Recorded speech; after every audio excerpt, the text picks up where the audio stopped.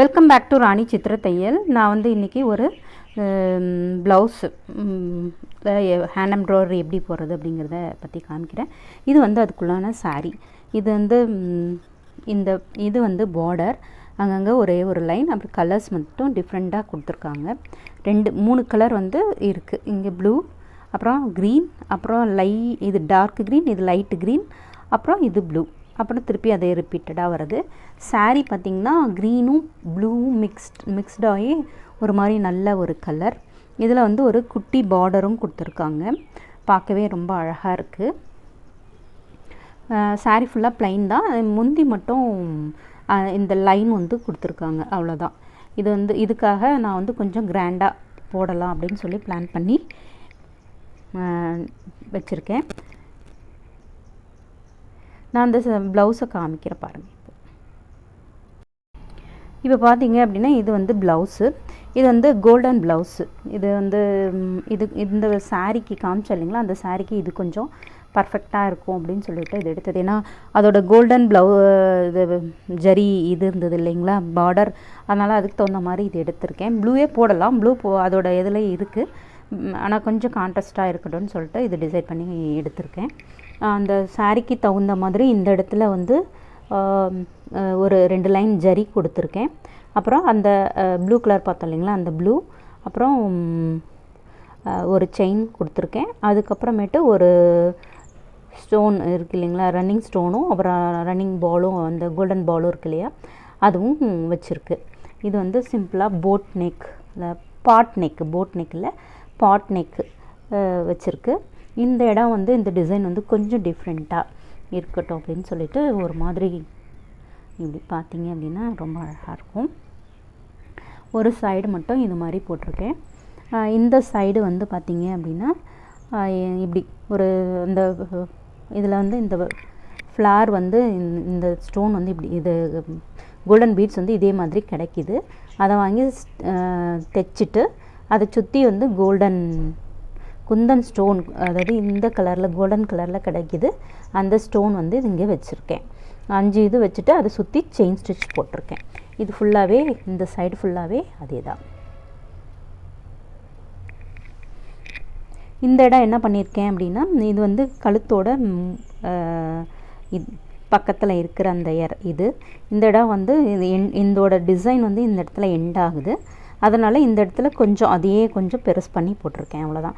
இதில் இந்த ஃப்ளாரில் வந்து 5ன்னா இந்த இடத்துல 10, 5 ப்ளஸ் அந்த இதை சுற்றியும் ஒன்று வச்சுருக்கு. அப்புறம் இது வந்து ஆன்டிக் பீடு, இது வந்து அங்கங்கே ஒன்று வருது. இது வந்து செயின் ஸ்டிச் போட்டுட்டு அப்புறம் பீடு வச்சுட்டு செயின் 2 சைட் போட்டிருக்கு. அப்புறம் அங்கங்கே ஒரு குந்தன் வச்சுருக்கேன்.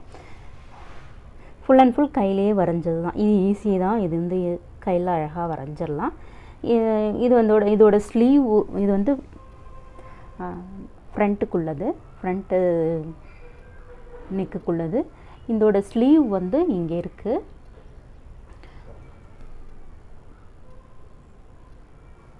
அதே மாதிரி சேம் அதே மாதிரி போட்டிருக்கேன். இதில் வந்து நம்ம வந்து பீட்ஸும் இந்த இது குந்தன் ஸ்டோனெல்லாம் எப்படி வைக்கிறது அப்படிங்கிறத நம்ம பார்க்கலாம். இப்போ நம்ம என்ன பண்ண போகிறோம் அப்படின்னா, இதெல்லாம் முடிச்சாச்சு. இப்போ வந்து இது நம்ம எப்படி போடுறதுங்கிறத பார்க்கலாம். அதுக்கப்புறமேட்டு இங்கே வந்து நான் பீடு வச்சுருக்கேன். இந்த பீடு வந்து பூ மாதிரி அழகாக இருக்குது. இதை வச்சு நம்ம இங்கங்கே ஒன்று தைச்சிருக்கேன். இதை வந்து தைச்சிட்டு இதை சுற்றியும் இந்த 5 பெட்டல் இருக்கு இல்லையா, அந்த 5 பெட்டலுக்கு தகுந்த மாதிரி நம்ம குந்தன் ஸ்டோன் ஒட்டிட்டு அதை சுற்றி ப்ளூ கலரில் செயின் ஸ்டிச் போட போகிறோம். இப்போ எப்படி போடுறது அப்படிங்கிறத நம்ம பார்க்கலாம்.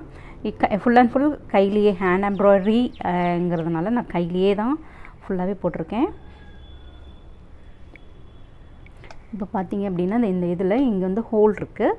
இந்த ஹோல்குள்ளார நீங்கள் இப்படி விட்டுட்டிங்கன்னா நல்லா போயிடும். ஆல்ரெடி 2-3 வீடியோவில் காமிச்சது தான், அதே மாதிரி தான் இது தைக்கிறது ஃபுல்லாகவே. இப்போ இது ஃபுல்லாகவே இப்படி தைச்சிட்டு இதுக்குள்ளார திருப்பி அந்த ஹோல் இருக்கு இல்லையா, இந்த ஹோல்குள்ளார விட்டுட்டு இப்படி எடுத்தீங்க அப்படின்னா நல்லா லாக் ஆகிடும்.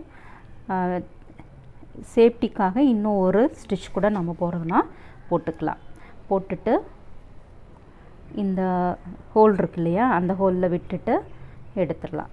எடுத்தோம் அப்படின்னா நல்லாவே லாக் ஆகிடும். பின்னாடி போயிட்டு நம்ம நாட் போடுறது சொல்லியிருந்தேன் இல்லைங்களா, அது மாதிரி நாட் போட்டுக்கலாம். இப்போ என்ன பண்ண போகிறேன் அப்படின்னா, இப்போது இந்த ஃபேப்ரிக் கம் வச்சுட்டு இந்த பெட்டலுக்கு அந்த சந்து இருக்கு இல்லையா, அந்த சந்தில் இப்படி நல்லா கொஞ்சம் கம் போட்டுட்டு இந்த ஸ்டோன் இங்கே பாருங்கள், இது ஃபுல்லாகவே திலகம் ஷேப்பில் இருக்குது. இந்த திலகம் ஷேப் உள்ளதை நம்ம ஒட்ட போகிறோம். இதுக்கு நான் வந்து ஆரி நீடில் தான் எடுத்திருக்கேன். ஆரி நீடில் வந்து ஒட்டுறதுக்கு கொஞ்சம் ஈஸியாக இருக்கும். இப்படி கொஞ்சம் கம் பின்னாடி எடுத்துக்கிட்டு இந்த கம்மை வந்து நல்லா தொடச்சிருங்க. இப்படி தொடச்சிட்டுங்கன்னா ஒன்றும் இருக்காது. இந்த வெட்டு, அதாவது இந்த கம் காயறதுக்குள்ளார, இதுக்குள்ளே இருக்கிற கம் காயறதுக்குள்ளார நம்ம இதை வந்து அரேஞ்ச் பண்ணிடலாம். இப்படி அரேஞ்ச் பண்ணும்போது நமக்கு நல்லா ஃபிக்ஸ் ஆகி வந்துடும். பாருங்கள், இதில் கம்மும் இல்லை, ஆனால் டக் டக்குன்னு ஒட்டிடலாம். இப்படி ஒட்டிடணும். ஒட்டிட்டு இதுக்கப்புறமேட்டு நம்ம என்ன பண்ண போகிறோம் அப்படின்னா, இது ட்ரை ஆகிறதுக்குள்ளார இது முடிச்சு போட சொன்னேன் இல்லைங்களா, அதுக்கு நான் வந்து கிட்டையே இருக்கிறதுனால இங்கே கிட்ட எடுத்துக்கிறேன். இப்படி எடுத்துட்டு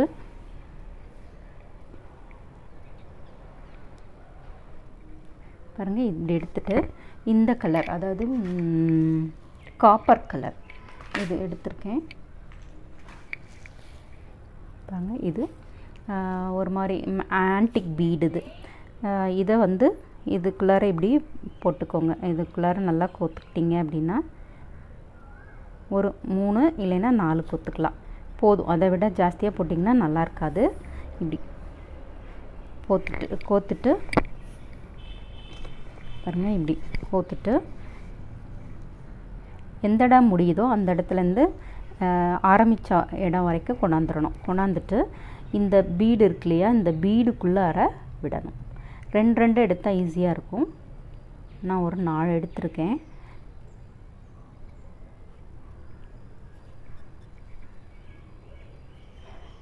இப்படி விட்டு எடுத்திங்கன்னா வந்து கரெக்டாக வந்துடும். இப்படி பாருங்கள், திருப்பி இது வராது. இப்படியே கண்டினியூவாக நம்ம தைக்கலாம்.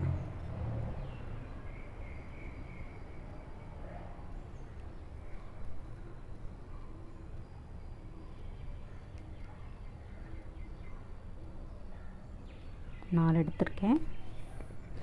நீடில் வந்து இந்த நீடில் எடுத்திருக்கேன். போனி சைஸ் வந்து 10 போனி நீடில். அந்த சைஸ் வந்து 10 வந்து எடுத்திங்கன்னா தான் இந்த சுகர் பீடு வந்து போகும் உள்ளே, இல்லைன்னா போகாது. அதுக்காக இப்படி போட்டுட்டு இப்போ நான் வந்து இந்த 2க்கு மட்டும் லாக் பண்ணிக்கிறேன்.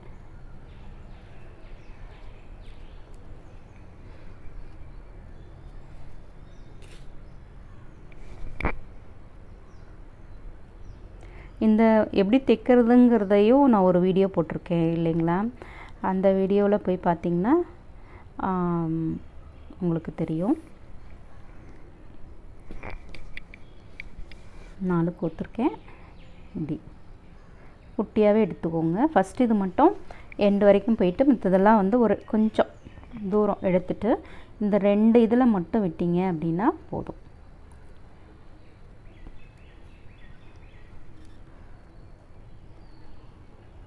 இப்படியே தைச்சிட்டே வரணும். இப்போ நம்ம இதில் செயின் ஸ்டிச் போடலாம். நான் இது வந்து ஒட்டினது காஞ்சிருச்சு. இந்த இடம் வந்து பார்த்திங்க அப்படின்னா இது வந்து ஃபுல்லாகவே இங்கெல்லாம் போட்டிருக்கேன். இந்த மாதிரி நம்ம வந்து இங்கே செயின் ஸ்டிச் போடலாம். இப்போது இங்கே ஆரம்பிச்சிருக்கேன். இப்போ ஆரம்பித்த இடத்துல இருந்து 2 த்ரெட்டு தான் எடுத்திருக்கேன். ஏன்னா கொஞ்சம் சன்னமாக வேணும் அப்படின்னு சொல்லிட்டு இந்த இடம் ஆரம்பிச்சுட்டு அதே இடத்துல குத்திக்கோங்க. குத்திட்டு இப்படி ஒரு சுற்றிட்டு இப்படி எடுத்தீங்க அப்படின்னா ஒரு செயின் வந்துடும். இல்லை இப்படியே கையில் பிடிச்சிட்டு போகிறதுனாலும் போட்டுக்கலாம்.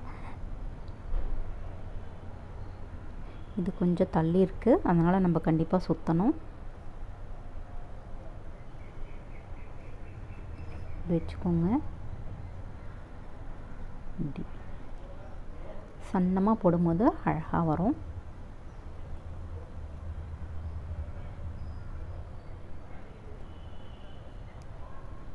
முடிஞ்ச வரைக்கும் சிக்கு விழாமல் பார்த்துக்கோங்க. சிக்கு விழுந்துச்சுன்னா எடுக்கிறது ரொம்ப கஷ்டம். அதுவும் இது வந்து சில்க் த்ரெட்டு.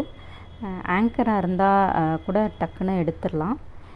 இதில் மாட்டிச்சு அறுந்துருச்சு அப்படின்னா திருப்பியும் ஃபுல்லாகவே பிரிக்க வேண்டியிருக்கும்.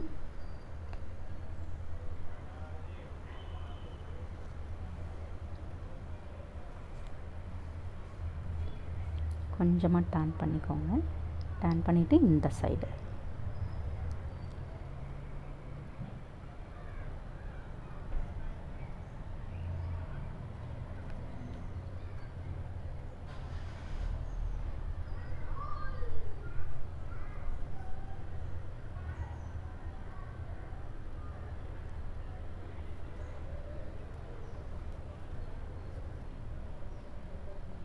ரொம்ப ஈஸியாக இருக்கும் செயின் போடுறது. அதாவது நம்ம சைடு வச்சு டர்ன் பண்ணி போடும்போது அழகாக ஈஸியாக போட்டுடலாம். இப்படியே கண்டினியூஸாக ஃபுல்லாக சுற்றி போடலாம்.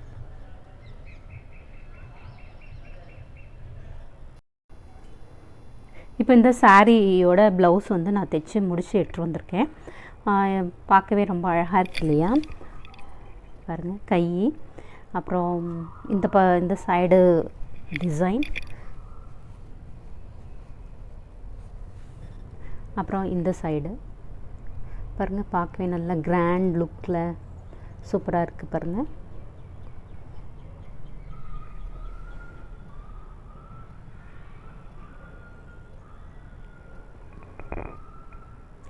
இந்த வீடியோ பிடிச்சிருந்தா ஷேர் பண்ணுங்கள், லைக் பண்ணுங்கள், சப்ஸ்கிரைப் பண்ணுங்கள். தேங்க்யூ.